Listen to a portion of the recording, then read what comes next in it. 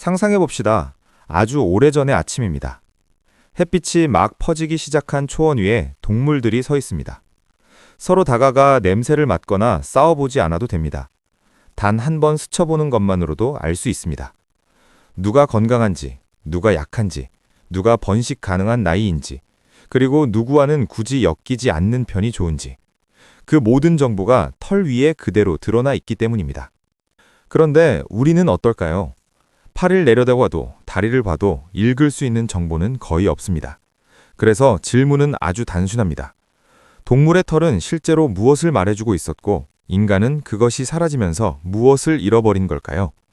결론부터 말하면 인간은 털을 잃어서 부족해진 게 아니라 하나의 생물학적 언어를 스스로 포기한 종이 되었습니다. 대부분의 사람들은 털의 역할을 이렇게 배웁니다. 추위를 막기 위한 것, 외부 환경으로부터 보호하기 위한 것. 물론 맞는 말입니다. 하지만 그것은 털의 기능 중에서도 가장 단순한 부분에 불과합니다. 실제로 포유류에게 털은 옷이 아니라 표시판에 가깝습니다. 털의 색, 두께, 윤기, 빠지는 정도는 그 개체의 내부 상태를 거의 그대로 드러냅니다. 영양 상태가 좋지 않으면 털은 가장 먼저 푸석해집니다. 기생충에 시달리면 특정 부위의 털이 빠집니다. 호르몬 변화가 생기면 털의 색과 밀도가 달라집니다. 다시 말해 털은 몸 안에서 벌어지는 일을 밖으로 번역해주는 장치입니다.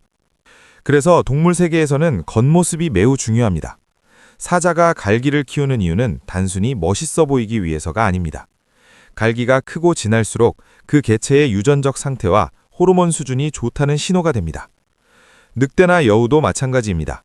건강한 개체일수록 털이 균일하고 빛이 납니다. 반대로 병들거나 스트레스를 많이 받은 개체는 털이 거칠고 군데군데 끊깁니다. 이건 미적인 문제가 아니라 의사소통의 문제입니다. 다른 개체들은 그 신호를 보고 접근할지, 피할지, 경쟁할지를 결정합니다. 여기서 중요한 포인트가 하나 있습니다.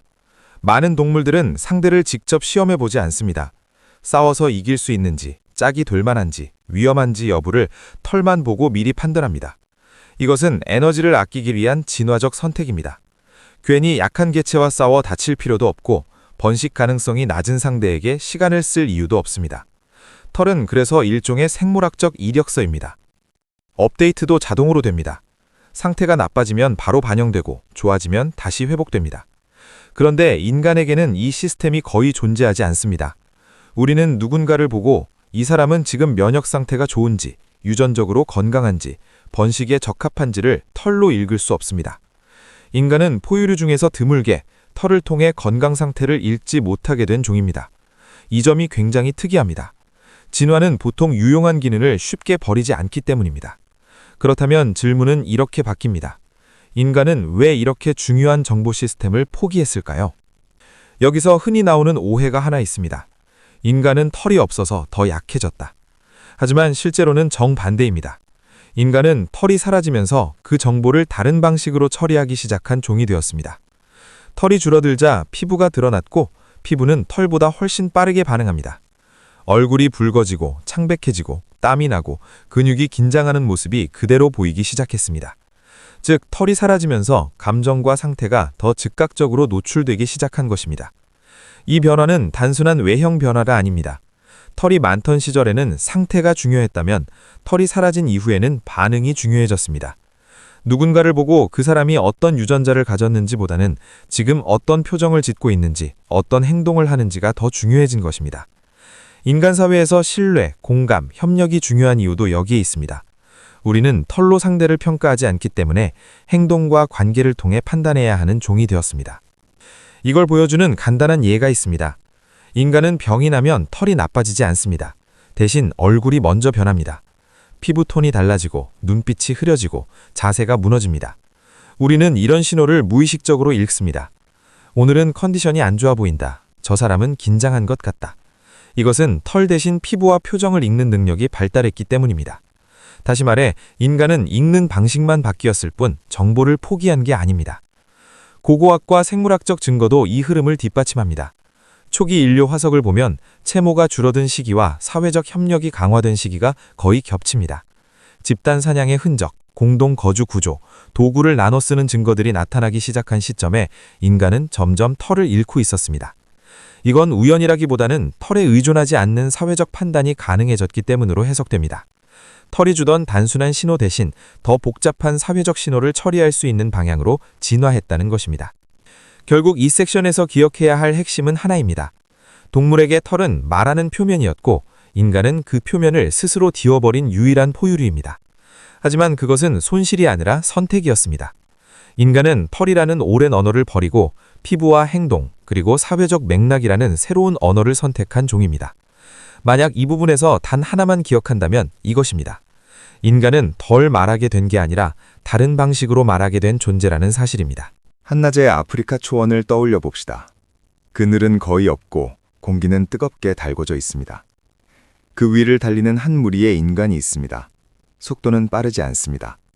옆에서 보면 오히려 둔해 보입니다. 그런데 이상하게도 그들은 멈추지 않습니다. 숨이 가쁘고 다리가 무거워져도 계속 앞으로 나아갑니다.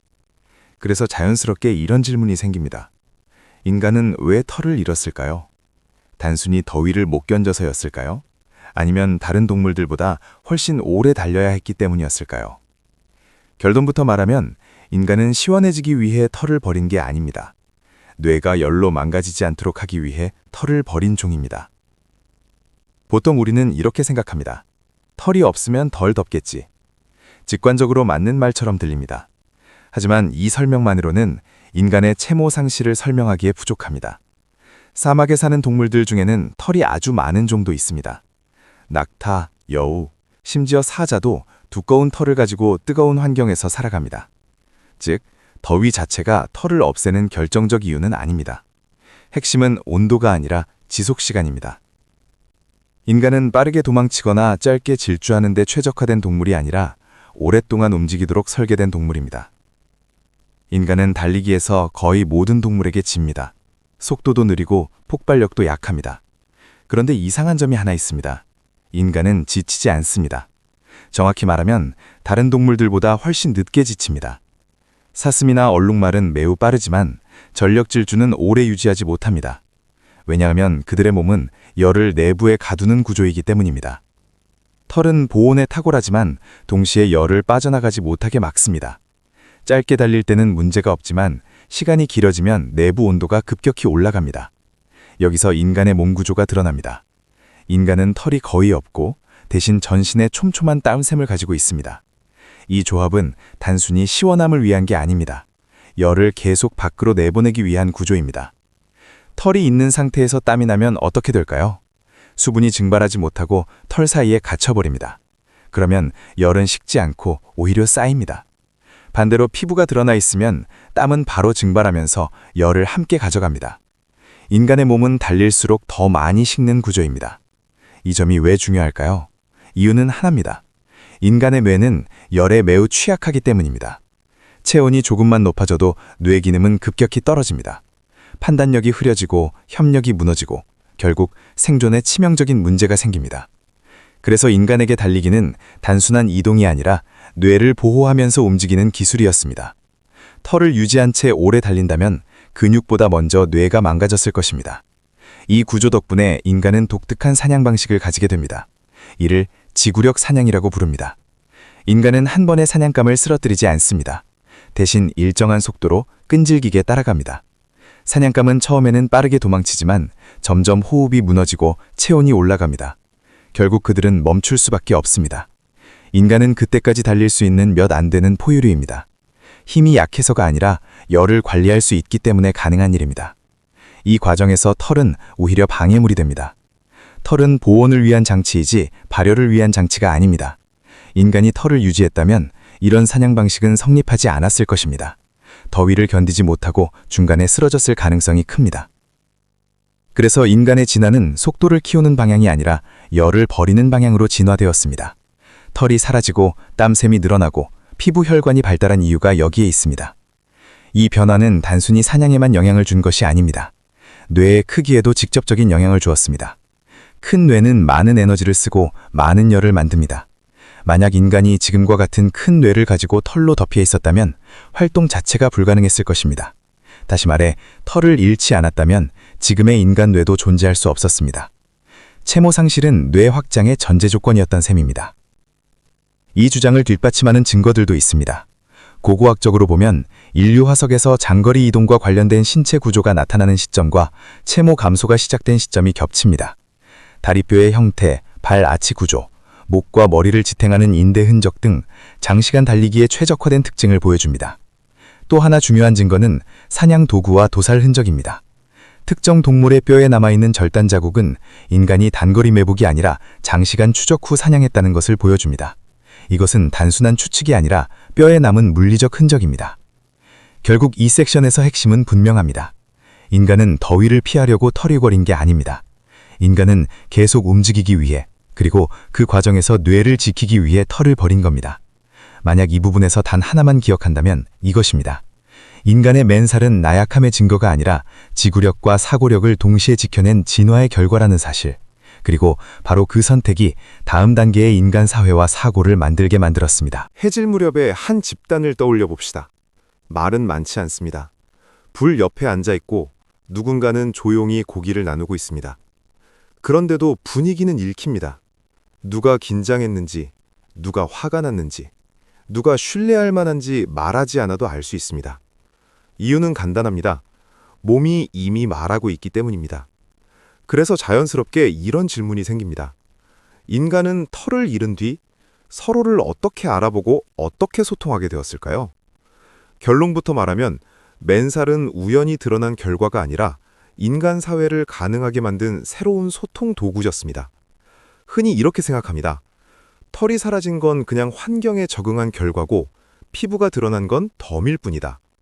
하지만 실제로는 그 반대에 가깝습니다. 피부가 드러났기 때문에 인간은 이전과 전혀 다른 방식으로 서로를 읽기 시작했습니다.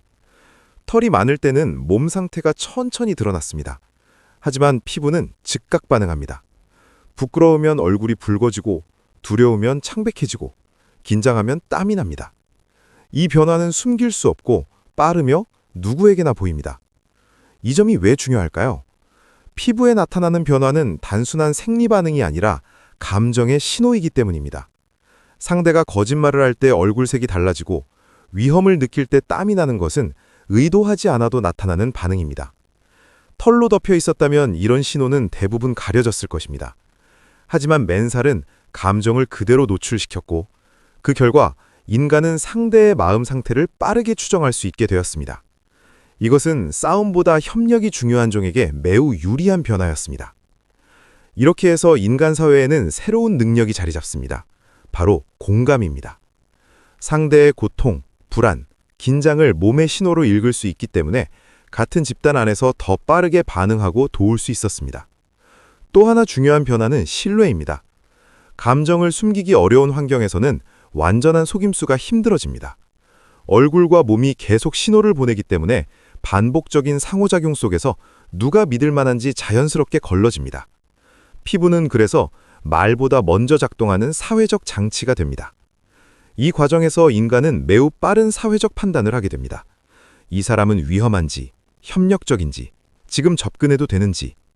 이런 판단은 계산이 아니라 직감처럼 이루어집니다.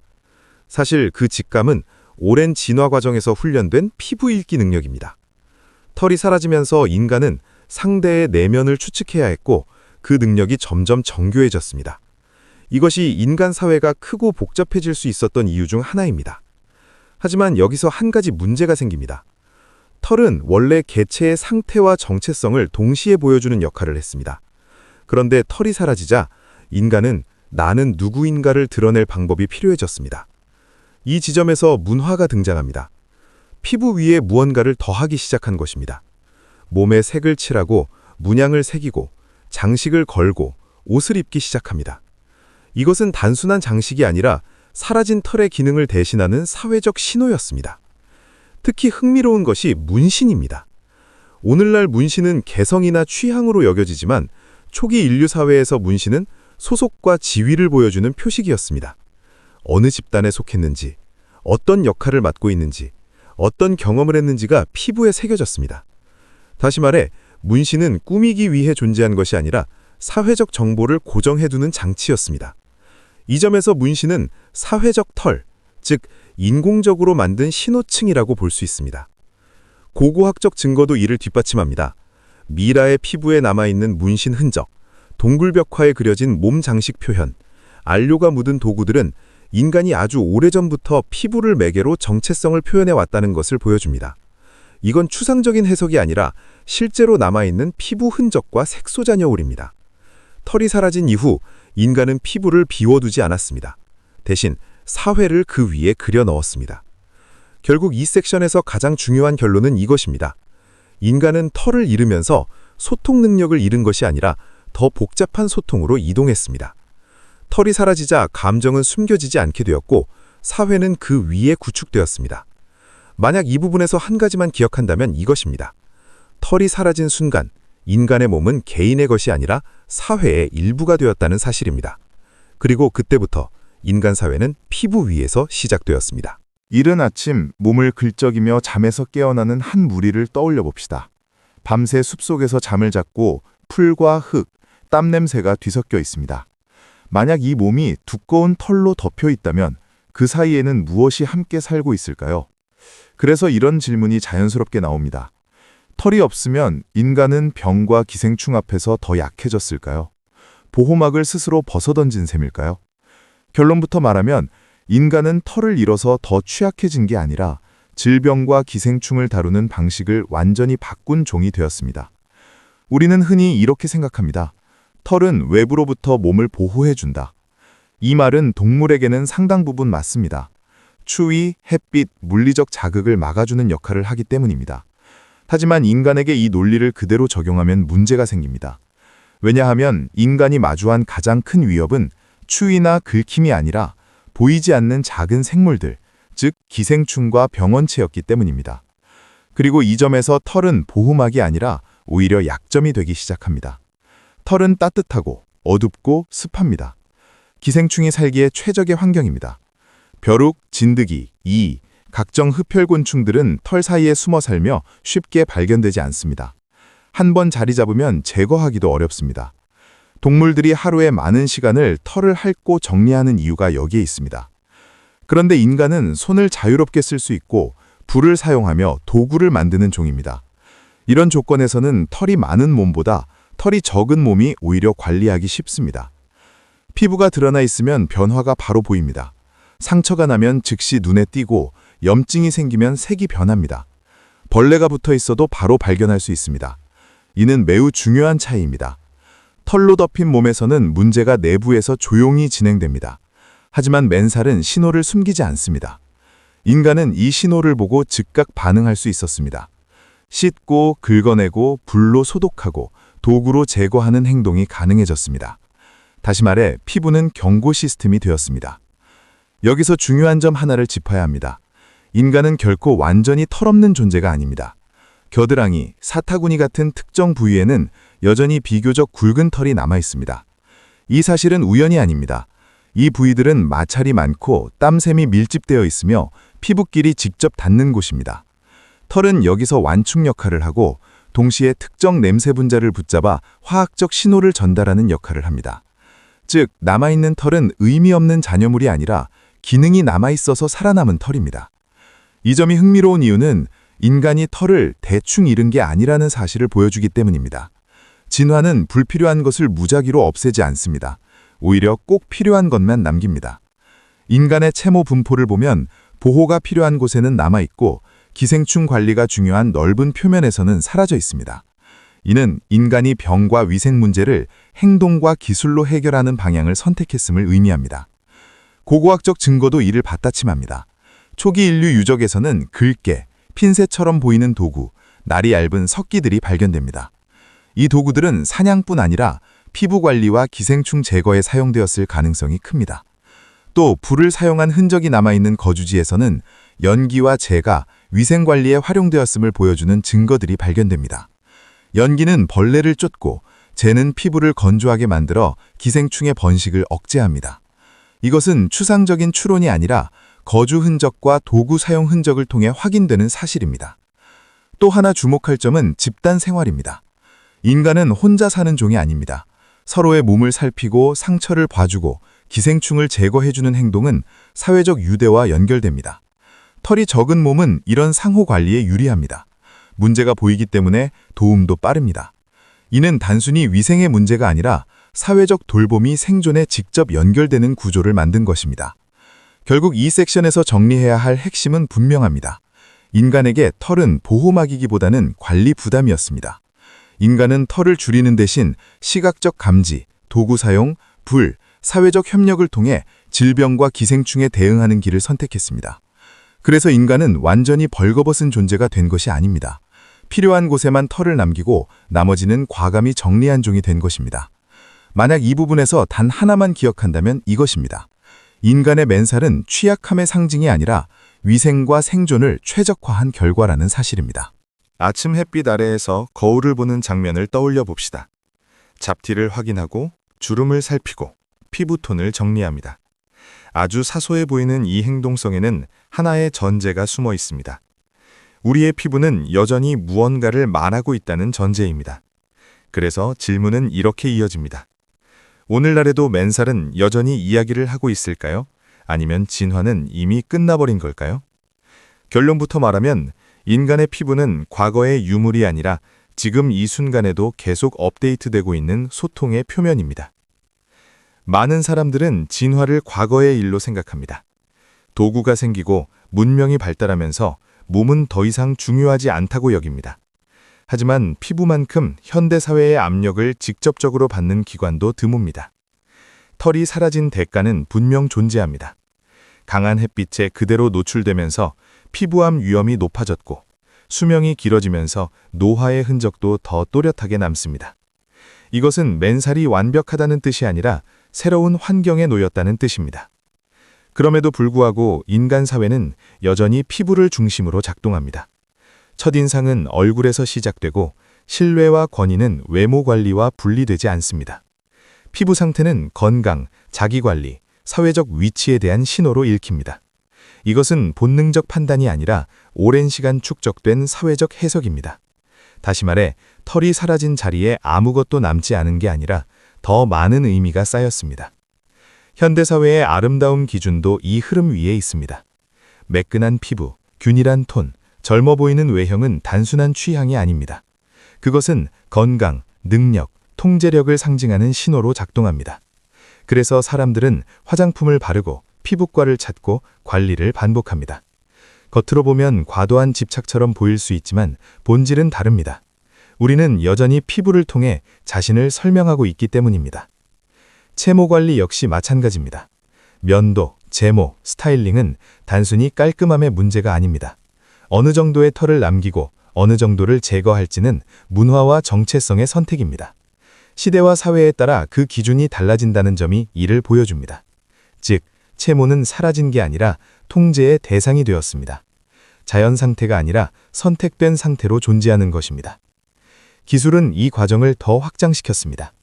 자외선 차단제는 피부의 약점을 보완하고 문신과 피어싱은 정체성을 직접적으로 새깁니다. 디지털 시대에는 필터와 이미지 보정까지 등장했습니다. 피부는 이제 생물학적 표면을 넘어 사회적 기술적 캔버스가 되었습니다. 도구는 달라졌지만 하고 있는 일은 과거와 크게 다르지 않습니다. 피부 위에 의미를 올려놓는 일입니다. 이 점에서 놀라운 사실 하나가 있습니다. 우리는 여전히 진화 중이라는 것입니다. 유전자의 변화만이 진화가 아닙니다. 선택과 압력, 해석 방식이 달라지면 몸의 의미도 바뀝니다. 오늘날의 피부는 사냥과 생존의 이야기를 직접 말하지는 않지만 신분, 소속, 취향, 가치관을 말합니다. 이건 역시 환경에 적응한 결과입니다. 도구가 바뀌었을 뿐 피부의 역할은 끝나지 않았습니다. 고고학적 유물이나 화석처럼 눈에 보이는 증거는 아직 미래에 남을 것입니다. 하지만 지금 우리가 남기는 흔적은 이미 존재합니다. 문신, 흉터, 노화의 패턴, 관리의 방식은 훗날 인간이 어떤 사회를 살았는지를 말해줄 자료가 됩니다. 피부는 여전히 기록 매체로 기능하고 있습니다. 종이 대신 몸을 쓰고 있을 뿐입니다. 결국 이 섹션에서 기억해야 할 핵심은 분명합니다. 인간의 맨살은 완성된 결과물이 아닙니다. 그것은 끊임없이 수정되고 해석되고 다시 쓰이는 선언문입니다. 만약 이 부분에서 단 하나만 기억한다면 이것입니다. 인간의 피부는 진화의 흔적이자 동시에 현재 진행형인 이야기라는 사실입니다. 그래서 맨살은 지금 이 순간에도 조용히 새로운 의미를 만들어내고 있습니다.